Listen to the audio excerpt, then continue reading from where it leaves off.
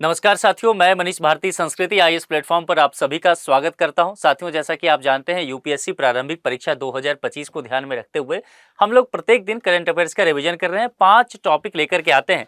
यहाँ पर एपिसोड 58 तक हम लोग पहुंच चुके हैं। आज का यदि पहला टॉपिक देखें तो बेहद चर्चा में रहा हुआ ये टॉपिक है और सही मायने में संभव है कि ये परीक्षा में भी पूछा जा सकता है, जिस स्तर पर इस विषय को लेकर के विवाद चल रहा है पूरे देश भर में।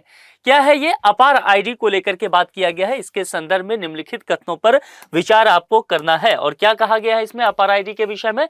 यहाँ पर सही है कितने कथन, ये आपको बताना है। सबसे पहले तीनों कथन से कीवर्ड निकालते हैं।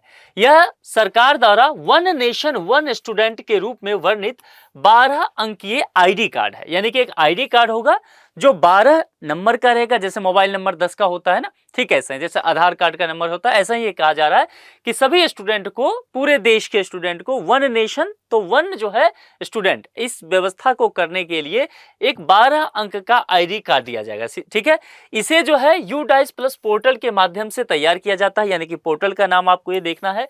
और यह जो है राष्ट्रीय शिक्षा नीति 2020 के अधिशेष का क्या एक महत्वपूर्ण पहलू है, ये आपसे पूछा जा रहा है। तो इस पर आएंगे। कीवर्ड हमने देख लिया है, लेकिन उससे पहले सबसे पहले इस विषय में समझ लेते हैं कि अपार आईडी जो आपको यहां पर लिखा हुआ है, इसके विषय में देखिए, automated permanent academic account registry, यही नाम है इसका अपार का। ठीक है, अब यह अपार को one nation one student ID के रूप में जाना गया है और इसमें क्या किया जाएगा कि यह 12 अंकीय यूनिक आईडी होगा, जो छात्रों को शैक्षणिक रिकॉर्ड को एक तरह से कह सकते हैं कि डिजिटल रूप देने के लिए व्यवस्था किया जाएगा। कि अगर मान लीजिए किसी स्टूडेंट का आईडी उस पोर्टल में डाला जाए, यूडाइस पोर्टल में, तो वहां से सारी चीजें, इंफॉर्मेशन जो है उसका ट्रैक किया जा सकता है ना। दीक्षा पोर्टल के माध्यम से तैयार किया जाता है, मतलब यहाँ पर यूडाइस और प्लस अगर मान लीजिए आपसे पूछा जाए कि क्या दीक्षा पोर्टल भी है, तो यह भी सही है। ठीक है, तो कुल मिलाकर के डेटा प्रबंधन का ये एक प्लेटफॉर्म है भारत में, जो शिक्षा व्यवस्था है उसको लेकर के। और राष्ट्रीय शिक्षा नीति यानी कि नेशनल एजुकेशन पॉलिसी 2020 के अंतर्गत ये सारी चीजें जो है, यानी कि छात्रों को डिजिटल पहचान प्रणाली के रूप में एक तरह की व्यवस्था देने की ये बात किया गया था। और उनका शिक्षण जो है, उनका कौशल जो है, जितने रिकॉर्ड्स हैं, उस सब डेटा को संरक्षित किया जाएगा। तो कुल मिलाकर के देखेंगे तो यह स्टेटमेंट भी आपका सही होगा। यहाँ पर यूडाइस के साथ बस आपको देखना है कि दीक्षा पोर्टल अगर आपसे पूछा जाए तो वह भी यहाँ पर होगा, यह भी सही हो गया। और राष्ट्रीय शिक्षा नीति 2020 के अधिशेष का एक महत्वपूर्ण पहलू भी ये है, यानी कि तीनों ही स्टेटमेंट सही है। हमें सी के साथ चलना होगा, सभी तीन। ठीक है, फिर से कह रहा हूं, बहुत महत्वपूर्ण है, बहुत ज्यादा इसको लेकर के विभिन्न राज्यों में विवाद चल रहा है, इसलिए ये रह सकता है। दूसरे टॉपिक पर पहुंचते हैं। दूसरे को ध्यान से देखिए, एक डिजीज के संबंध में है, क्यास्नूर फॉरेस्ट डिजीज। इसके संबंध में कुछ कथन दिए गए हैं, आपको विचार करना है सही और कौन सा कथन। जो मेरा सॉल्व करने का पैटर्न हो रहा है ना, आप कोशिश कीजिए कि इसी पैटर्न को फॉलो कीजिए। प्रश्न देखिए, उसके बाद देखिए पूरे प्रश्न को ध्यान से पुछल्ले शब्द तक पढ़िए, फिर यहां देखिए कि सही है, सही नहीं है, गलत नहीं है, इस पर ध्यान दीजिए। फिर यहां पर देखिए कौन सा कितने, ये दोनों चीजें हो सकता है यूपीएससी इस बार नए पैटर्न का विकल्प दे दे, तो उस पर भी विचार कीजिए।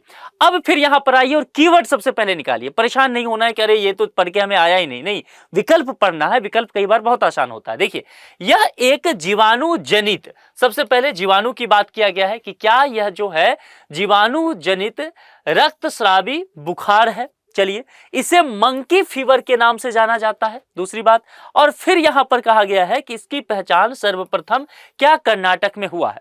तो यहां पर जो बात किया गया है ना, क्यास्नूर फॉरेस्ट डिजीज, KFD, ये शॉर्ट में हो सकता है। तो अगर ये शॉर्ट में रहे तो इसका मतलब जो है आपको इसी के साथ चलना है। अब देखिए, यहां पर जो आपसे कहा गया है जीवाणु जनित, बस यहां एक फॉल्ट है।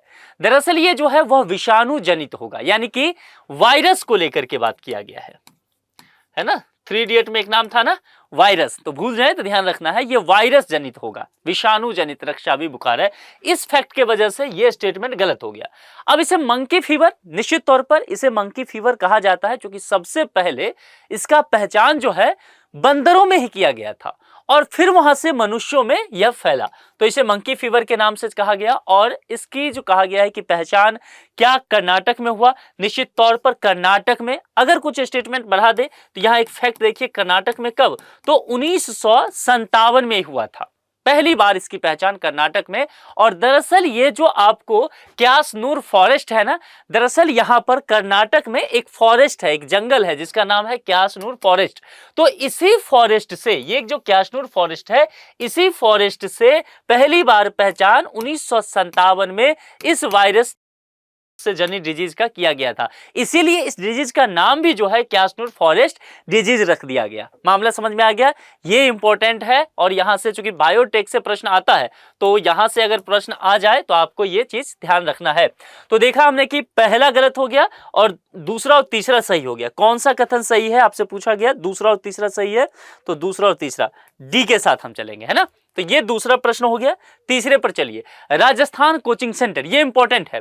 क्यों इंपॉर्टेंट है? ध्यान दीजिए। राजस्थान कोचिंग सेंटर नियंत्रण एवं विनियमन विधेयक 2025 के संदर्भ में कुछ कथन दिखे गए हैं। देखिए यहां पर क्या कहा गया? सही नहीं है। इसलिए मैं कहता हूं पुछल्ले शब्द को पढ़िए ध्यान से, सही नहीं है। चलिए आगे बढ़ते हैं। यहां पर देखिए क्या क्या कहा गया है। कोचिंग सेंटर में प्रवेश का कुछ न्यूनतम उम्र होगा, है ना, कि भाई 15 वर्ष से नीचे के बच्चे कोचिंग नहीं जा सकते हैं, 16 वर्ष से 18 वर्ष से, जो भी देखेंगे। कोचिंग सत्रों पर प्रतिदिन अधिकतम 5 घंटे की सीमा की गई है, मैक्सिमम 5 आवर्स। कोचिंग सेंटर नियंत्रण एवं विनियमन प्राधिकरण की स्थापना की बात की गई और जिला शिकायत निवारण समिति की स्थापना की गई। मैंने आपसे कहा कि ये जो है ना टॉपिक इंपॉर्टेंट है। क्यों कहा? क्योंकि राजस्थान में इसकी क्या जरूरत पड़ा? क्योंकि राजस्थान में एक शहर है, उसका क्या नाम है? कोटा। और कोटा को सुसाइड सिटी के नाम से जाने जाना लगा है, क्योंकि कोटा में क्या होता है, IIT जी वगैरह की, नीट वगैरह का तैयारी होता है और वहां बच्चे लगातार जो है सुसाइड कर रहे हैं। इस वजह से इन सब चीजों पर ध्यान देना पड़ा, ये चर्चा में रहा। अब देखिए यहां पर जो बातें किया गया उसमें कुछ बातें देखिए। इसमें सबसे पहले इस बात समझिए कि नया जो विधेयक आया है, जो राजस्थान कोचिंग सेंटर विधेयक 2025 आया है, दरअसल इसमें किसी भी कोचिंग संस्थान में प्रवेश के लिए न्यूनतम उम्र की सीमा का उल्लेख नहीं किया गया है। इससे पहला वाला जो मसौदा था, ध्यान रखना है, उस मसौदे में निश्चित तौर पर न्यूनतम उम्र जो है वह 16 वर्ष रखा गया था पहले वाले मसौदे में, लेकिन उसे जो है विधेयक से हटा दिया गया। ठीक है, तो न्यूनतम उम्र नहीं है, यही जो है फैक्ट गलत हो गया, ये स्टेटमेंट गलत हो गया और कहा जो सही नहीं है तो यही गलत है। सही नहीं का मतलब क्या होता है? कि गलत है। रिकॉर्ड किया हमने, तो जो गलत है तो यही गलत है, जो गलत है वह इसका सही जवाब होगा, ए जवाब होगा। तीनों स्टेटमेंट जो है वह सही है यहां पर, क्योंकि एक ही तो ढूंढना है इसमें ना, ए 1 2 3 ऐसे करके विकल्प तो है नहीं, तो वहीं पर ये हो गया। बाकी ये तीनों फैक्ट जो है इससे, इस विधेयक से संबंधित सही है। आप इसको नोट कर लीजिए, आपके लिए जरूरी हो जाएगा। चलिए आगे बढ़ जाए। चौथे पर, पैरावैग्निक सूचकांक UVI के संदर्भ में निम्नलिखित कथनों पर विचार कीजिए। देखिए वैसे भी मैं कहता हूं कि जो इस तरह की चीजें हो ना उसको थोड़ा सा पढ़ना चाहिए, क्योंकि यहां से प्रश्न आने की संभावना आपके लिए बनता है। ठीक है, क्योंकि आजकल क्या हो रहा है कि जो क्लाइमेट चेंज की बात की जा रही है, ग्लोबल वार्मिंग की बात की जा रही है, इससे होने वाले तरह तरह की बीमारियां जो हो रहा है, तो कहीं ना कहीं ऐसे प्रश्न आ सकते हैं। अब यहां पर क्या कहा गया है कि सही है, कितने कथन सही है ध्यान रखिएगा, कुछ कथन विचार करना है। अब यहां पर एक एक करके सबसे पहले पढ़ते हैं।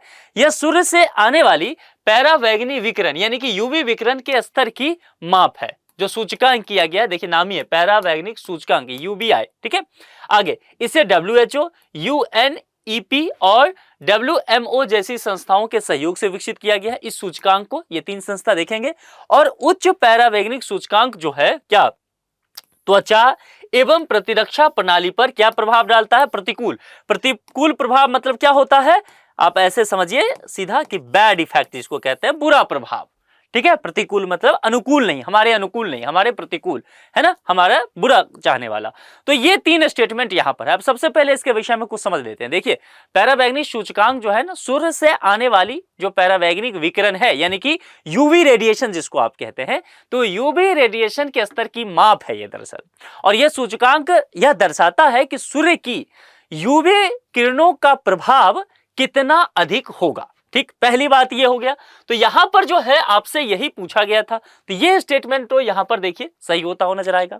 दूसरा, संस्थाओं के नाम को लेकर के कहा, तो UBI यानी कि पैरावैग्निक सूचकांक की बात की गई। इसको विश्व स्वास्थ्य संगठन यानी कि WHO, संयुक्त राष्ट्र पर्यावरण कार्यक्रम यानी कि UNEP और विश्व मौसम विज्ञान संगठन यानी कि WMO, ये 3 संस्था है जिसके सहयोग से इसे पूरा किया जाता है, विकसित किया गया है, तैयार किया गया है। ये दोनों स्टेटमेंट सही हो गया।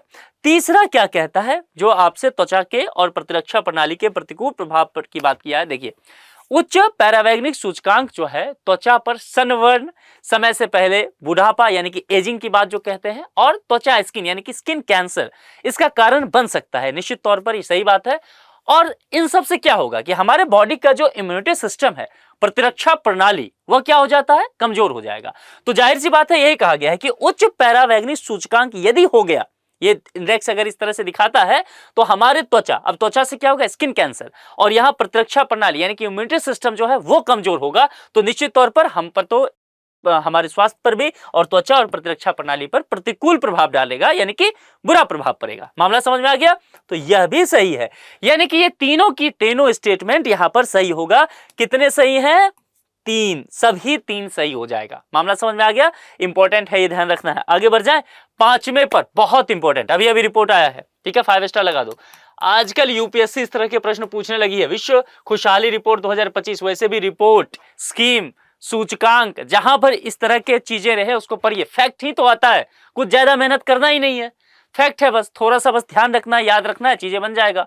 बाकी तो आप इकोनॉमी का क्वेश्चन सॉल्व करोगे, आप जो है पॉलिटी का सॉल्व करोगे। अब इतना कॉन्सेप्चुअल होता है, दिमाग लगाना पड़ेगा, गलती करने के चांसेस होते हैं। लेकिन पूरे प्रश्न पत्र में यूपीएससी में 4-5 प्रश्न इस तरह के होते हैं जो एकदम आपको थाली परोस के दिया गया है कि थोड़ा सा दिमाग लगाओ, याद है तो निकाल लो प्रश्न को। ऐसे ही प्रश्न वो होते हैं। और अभी ये बहुत चर्चा में आया है, भारत की रैंकिंग को लेकर के बात की जाएगी, इसीलिए महत्वपूर्ण है। क्या है? विश्व खुशहाली रिपोर्ट 2025 में भारत की रैंक क्या है, इंडिया का कितना रैंक रहा है, और यहां पर 4 विकल्प दिया गया है। सबसे पहले विश्व खुशहाली रिपोर्ट 2025 में क्या क्या बातें कही गई है, थोड़ा सा उसे समझ लेते हैं। देखिए, इसे संयुक्त राष्ट्र सतत विकास समाधान नेटवर्क यानी कि UN sustainable development solution network यानी कि SDSN, मामला समझ में आ गया, इसके द्वारा जो है वह जारी किया गया है। अब भारत की रैंकिंग की बात करते हैं। भारत ने अपनी रैंकिंग में सुधार किया है। अब यहां पर एक बात ध्यान देना होगा कि एक प्रश्न आपसे पूछा जा सकता है, यहां तो सीधा रैंक पूछ लिया, लेकिन एक प्रश्न आ सकता है कि कितने देशों को रैंक में लाया गया है, यानी कि कितने देशों पे अध्ययन किया गया है, तो उसकी संख्या है 147। यह मामला समझ में आ गया, यानी कि इतने को आप ये कह सकते हैं स्टडी किया गया। पहले चीज बात यहां पर हो गया। अब दूसरी बात यह आपसे पूछा जा सकता है कि भारत का पिछले वर्ष कितना रैंक रहा था, यह कभी कभी फ्लो पूछ देता है। तो भारत का लास्ट ईयर जो था वह कितना था, 126वां रैंक था। अब यह पूछेगा कि भैया ये बता दो 2025 में भारत का इस बार कितना रैंक रहा है, तो आप बोलना कि भारत ने अपना थोड़ा सा प्रदर्शन अच्छा कर लिया, सुधार कर लिया, 118वां रैंक रहा है। क्या जवाब होगा? बी जवाब होगा, यानी कि पहले 126 था। अच्छा, कुछ पड़ोसी देशों से भी पूछ सकता है। खुशी का जो रिपोर्ट होता है, हैप्पीनेस स्कोर एक होता है, उस हैप्पीनेस स्कोर में थोड़ी सी बढ़ोतरी हुआ है, 4.054 से बढ़कर के ये हो गया है 4.389, है ना। इसको ध्यान रखिएगा, क्योंकि ये पूछा जा सकता है। पाकिस्तान का इसमें बढ़ोतरी हुआ है, लेकिन उसकी रैंकिंग जो है 108 से गिर करके 109 हो गया है। तो ये पाकिस्तान का है, क्योंकि पाकिस्तान हमारे बगल में है। अगर इससे संबंधित पूछ दिया जाए तो देखना है सबसे खुशहाल देश कौन होगा, ये पूछा जा सकता है आपसे। कौन देश है यहां पर? फिनलैंड। अच्छा, ये बताओ, फिनलैंड आप लगातार देखोगे तो इसने 8वीं बार, लगातार 8वीं बार सबसे खुशहाल देश बना है। शीर्ष 10 देशों की अगर बात की जाए तो लिखना शुरू करो। पहले नंबर पर डेनमार्क, दूसरे पर आइसलैंड, तीसरे पर स्वीडन, चौथे पर नीदरलैंड, 5वें पर कोस्टारिका, 6ठे पर नॉर्वे, 7वें पर इजराइल, 8वें पर लग्जमबर्ग और 9वें पर मैक्सिको। ये कुछ ऐसे देश हैं, और एक फिनलैंड की मैंने बात कह दिया नंबर 1 पर, ठीक है। तो फिनलैंड करते हुए Finland, Denmark, iceberg, Sweden, Netherlands, उसके बाद कोस्टारिका, फिर नॉर्वे, फिर एक इजराइल, फिर लग्जमबर्ग और फिर लास्ट में 10th नंबर पर मैक्सिको। ये 10 कंट्री हैं। इसको एकदम दिमाग में बिठा लेना है ना, चाहे जैसे भी बिठाओ, क्योंकि यहां से फ्लो आपसे पूछ दिया जाएगा, है ना, अवरोही क्रम, आरोही क्रम, ये सब पूछा जाएगा, तो ध्यान रखना है। ये बी विकल्प समझ गए, 118वां ये रैंक था, पिछले साल 126 था, इंप्रूवमेंट हुआ है। तो कुल मिलाकर के आपने आज के लेक्चर में जो कुछ पॉइंट पढ़ा है, ज्यादातर टॉपिक जो है महत्वपूर्ण रहा है। इसको अच्छे से तैयार कर लीजिए और लगातार परीक्षा की तैयारी में जुटे रहिए। शुभकामनाओं के साथ आज के लिए इतना ही। Thank you so much.